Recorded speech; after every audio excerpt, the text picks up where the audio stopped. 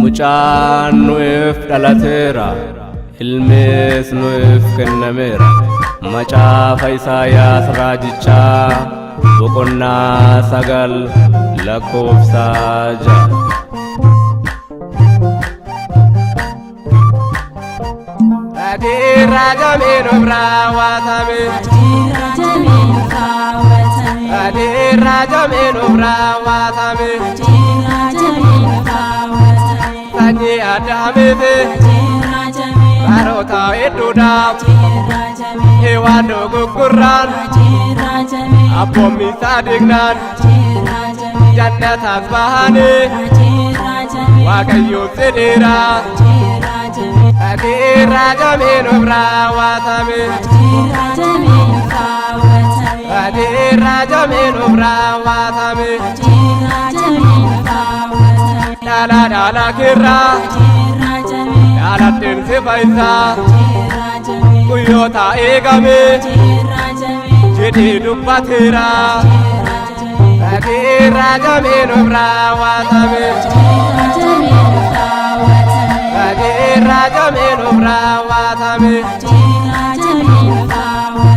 Gammada namoota ilmi nuuf dhalate sagalee kan ture ol keenya uffate samiirraa gad bu'ee ergamaan Waaqayyoo.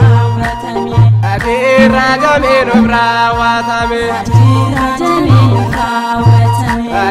raajame nuuf raawwatame. Gabri'eel ergame gara dubroo dhufe gammadi yaa dubroo ayyaanaan guutamte. Raajame nuuf raawwatame, raajame nuuf raawwatame.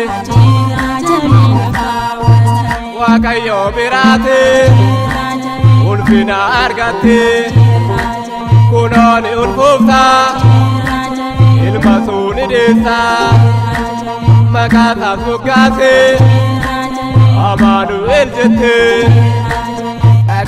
Raajame nuuf raawwatame,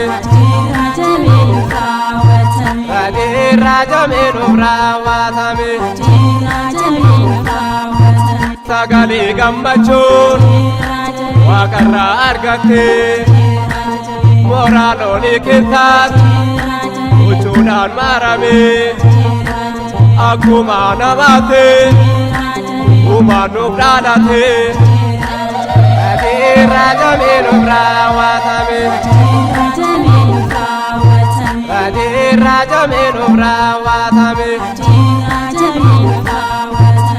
Yesuus hundumaa abbaarraa gad bu'ee kan raajonni raajaan Isaayaas dubbate Ermiyaas barreesse waadaan bara baay'ee.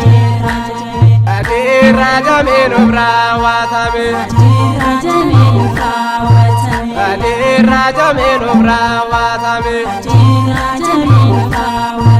Waadaa kun daaganne Amaanu'el Waaqni kun raawwachuuf kan dhufe lubbuu Si'ool keessaa barbaaduuf kan dhufte galmee Si'ool diigde. Raajame nuuf raawwatame, raajame nuuf raawwatame.